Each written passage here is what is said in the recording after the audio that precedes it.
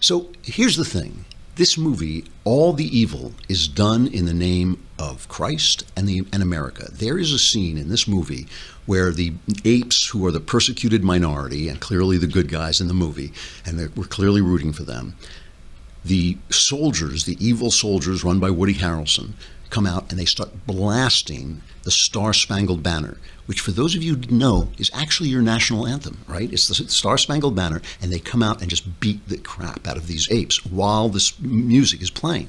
And I'm sitting there and I'm thinking, and I was enjoying the film. It's not a, you know, it's so spectacular to look at that you can't help but kind of enjoy the wonderful technology they're using, and the plot is interesting enough. But I did think, really, I have to listen to some corporate millionaire diss my country while he's making millions and millions off my country? Really? I have to do that? That's a necessary thing? The symbol of the evil soldiers is Alpha Omega, which those of you who are Christians will know is the sign of Christ.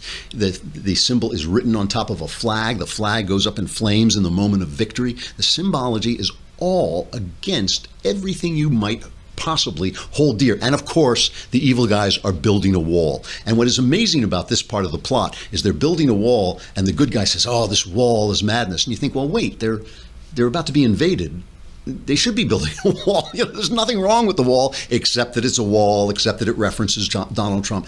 These corporate million, I mean, this is a big corporation doing it, spending tens of millions of dollars, and then poking you specifically in the eye. And you know, this is where we stand. You know, there's one way that's kind of funny, kind of ironic, that the West does this a lot.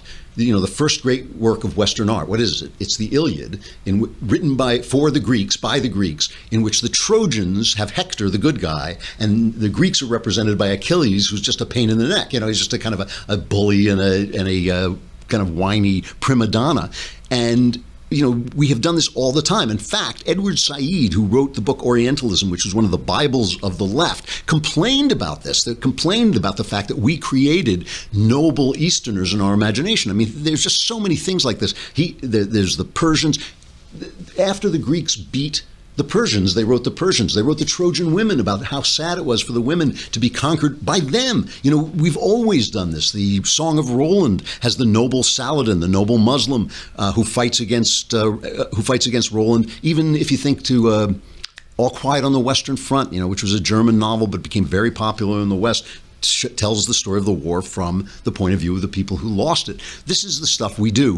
This is why we're the West, is because we're always thinking about the other guy. We're always identifying with other people. This is very typical of Western art.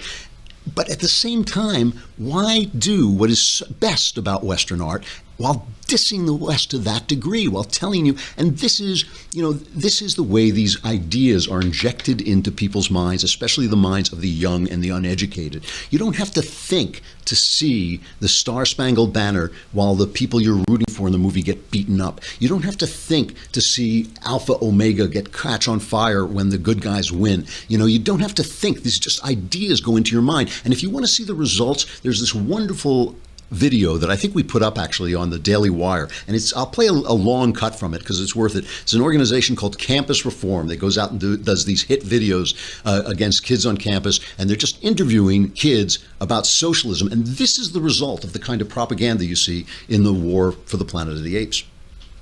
In your opinion, is socialism a good thing or a bad thing? I mean, I think people kind of throw that word around to try to scare you, but if helping people is socialism, then I'm for it. It could really benefit our country in the future. I think it's a good idea. Socialism as a concept, as a philosophy is good. I think that it's got a bad rep.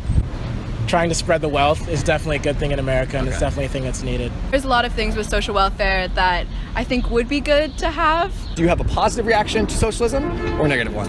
I'd say a more positive one. I'm definitely more open to it. But we should have a standard of living for all people.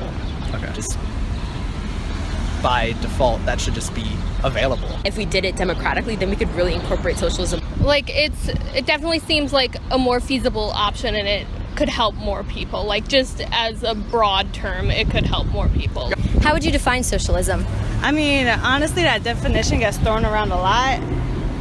I'm not exactly sure. How would you view what socialism is, though?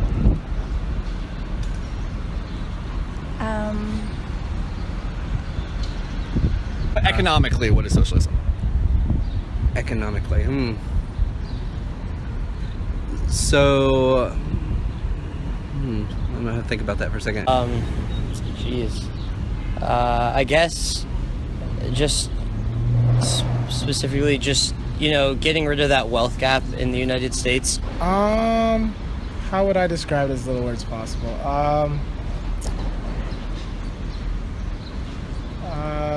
How would you define socialism? I mean, it's definitely more of an open form of government, and it feels like a lot more accessible to a lot more people. And that's kind of how I see it, like being more accessible and more kind of like equal ground. Yeah. Love socialism. What is it? Economically, I'm not sure what socialism is. Socialism is an economic system. So it reminded me of this picture of one of my favorite comedies of the last few years. This Is the End. Very raunchy comedy, but it has this scene where who are the Josh Rogan? Is that his name? Seth Rogen and Jay Baruchel, and Jay Baruchel plays a guy who's away from Hollywood, and he comes back to talk to Josh Rogan, who's playing himself as a total Hollywood jerk. And Jay says, let's go to Carl Jr.'s, but he can't because he's on all these fad diets. Here's a little bit of the exchange. Look, man, if you stopped eating gluten, you'd feel way better all day. Whenever you feel shitty, that's because of gluten. That's not true. Who the told you not to eat gluten? It's just true. You don't even know what gluten is. What gluten is? No, you have no idea I what do know what gluten is. Gluten's a vague term. It's something that's used to categorize things that are bad. Calories, that's a gluten. Fat, that's a gluten. Somebody just told you probably shouldn't eat gluten. You're like, oh, I guess I shouldn't eat gluten. Gluten means bad shit, man, and I'm not eating it. So, and then they cut to Carl Jr.'s, Seth Rogen, not Josh Rogan, sorry.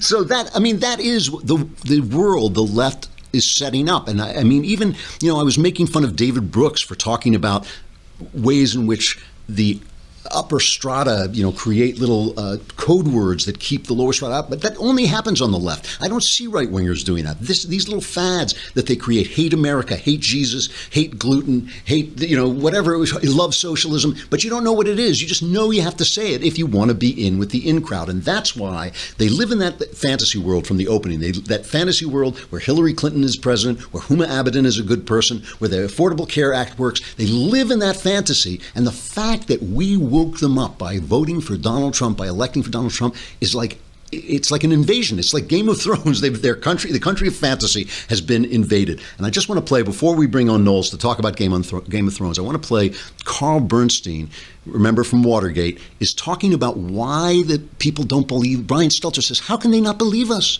How can they not believe everything we say? They doubt our sources. Why is it different than Watergate when you used anonymous sources, which, by the way, because of Woodward, not probably because of Bernstein, because of Woodward and because of the checks and balances at the Washington Post, they checked their anonymous sources. They had to get 3 and 4 anonymous sources. They didn't just run with whatever somebody told them. So Bernstein tells you got to listen to this really carefully to hear all the code words. Bernstein tells you why things are different now.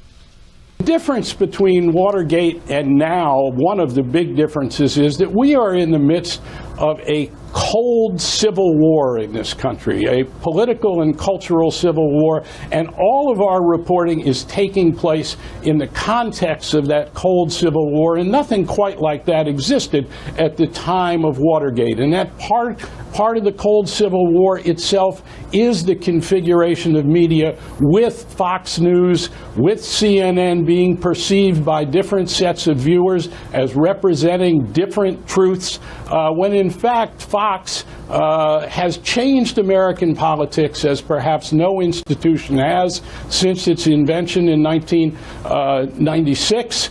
Our politics has been changed inalterably by this right-wing counterforce, whatever you want to call Fox News, but also cable news itself is a different form than we had during the time of Watergate. We didn't see reporters on television discussing their stories.